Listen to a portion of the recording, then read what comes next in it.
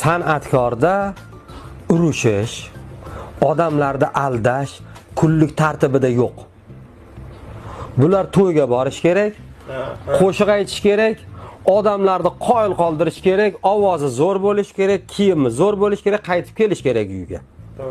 Ertangi kuni yana ertalabdan odamlar qoyil qolish kerak, uni ustuvoshiga yo mashinasiga, odob, axloq qo'shig'iga qaytib kelish kerak. Uni kun tartibida janjal, yolg'on, bular yo'q kun tartibida.